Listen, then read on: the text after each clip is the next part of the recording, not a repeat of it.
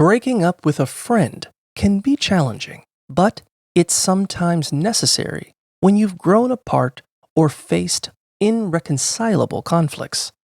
To approach this delicately, consider meeting in a neutral private setting to discuss your feelings honestly, yet kindly.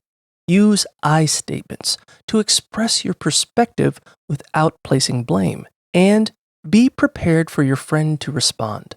Establish clear boundaries for your relationship moving forward, whether that means cutting ties completely or remaining casual acquaintances. Stick to these boundaries to avoid confusion later. If communication begins to fade, it's okay to let it happen naturally, but be mindful that this can hurt feelings.